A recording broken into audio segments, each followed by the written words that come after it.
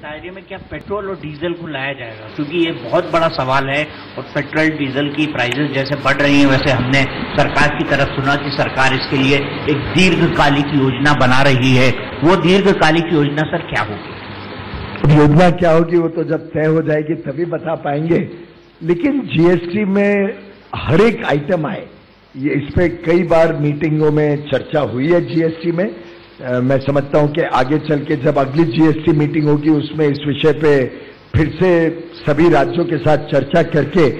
आप जानते हैं कि जीएसटी में अभी तक माननीय वित्त मंत्री अरुण जेटली जी की अध्यक्षता में बहुत ही सुचारू रूप से और कंसेंसस से, सबकी आम सहमति से सभी निर्णय लिए गए। तो आम सहमति बना के इस पे अगर निर्णय होता है तो मैं समझता हूं केंद्र सरकार इसका स्वागत करेगी। जहां तक पेट्रोल डीजल के कीमतों का सवाल है,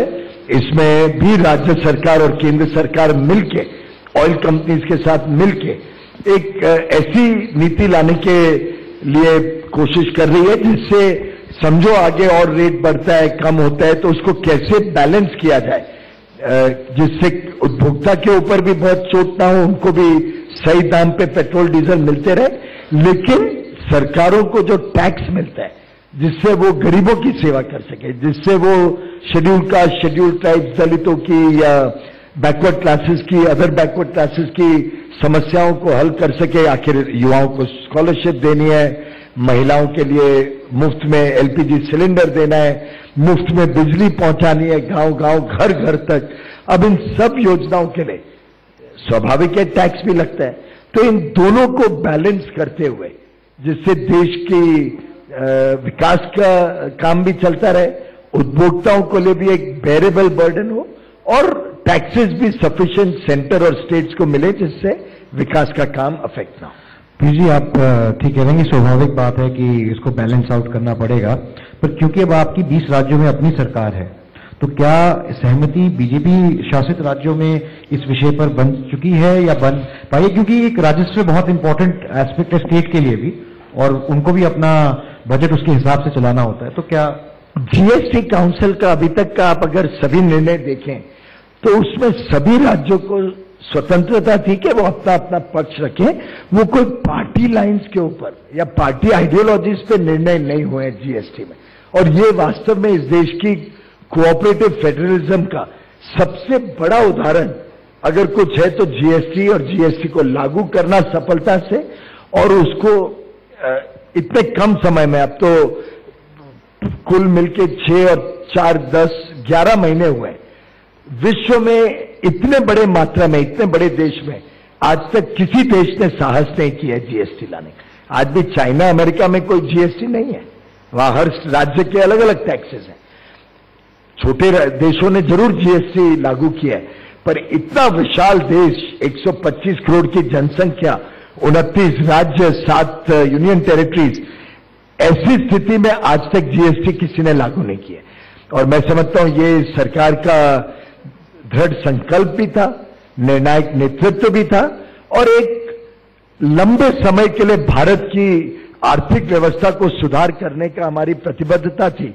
कि हम इसको लागू कर पाए। साथ ही साथ वित्त मंत्री श्री अरुण जेटली और प्रधानमंत्री श्री मोदी जी ने जिस तरीके से आश्वस्त किया सभी राज्यों को कि जीएसटी लागू करने में आपको कोई नुकसान नहीं होने देंगे। आपको याद है ये चर्चा तो कई वर्षों से चल रही है, लेकिन पहले कोई विश्वास नहीं करता था केंद्र सरकार पे रेवेन्यू में, लेकिन मोदी जी और जेटली जी पे राज्यों को, और कोई भी सरकार का राज्य हो, चाहे वो कांग्रेस हो चाहे आम आदमी पार्टी का, सबको इन पे विश्वास था, क्योंकि इनके कहने में और इनके करने में कभी फर्क नहीं है। जो कहते हैं वो करते हैं। और इसका सबसे बड़ा जो उदाहरण जिससे एक विश्वसनीयता बनी, जो चिदम्बरम साहब के समय में जीएसटी, ये सेंट्रल सेल्स टैक्स को घटाया था 4 से 3, 3 से 2, उस समय की कांग्रेस की सरकार ने प्रॉमिस किया था कि हम कॉम्पेंसेट करेंगे इसके लॉस को 3 वर्ष के लिए और 3 वर्ष के बाद जीएसटी आ जाएगा। तो 3 वर्ष तो कॉम्पेंसेट किया, लेकिन जीएसटी ला नहीं पाए, तो आगे भी फिर कॉम्पेंसेट करना चाहिए था। आखिर राज्य सरकारों को विश्वास कैसे बनेगा कि केंद्र सरकार अपने वचन को पालन करेगी? वो किया नहीं। तो जब हम सरकार में आए तो आपको जान के हैरानी होगी कि 20-25 हजार करोड़ रुपए हमारी भाजपा की एनडीए की सरकार को पुराने ड्यूज सीएसटी कॉम्पेंसेशन के पूरे करने पड़े। लेकिन सरकार एक कंटिन्यूइंग व्यवस्था होती है, सरकार बदलती भी है तो नई सरकार की जिम्मेदारी होती है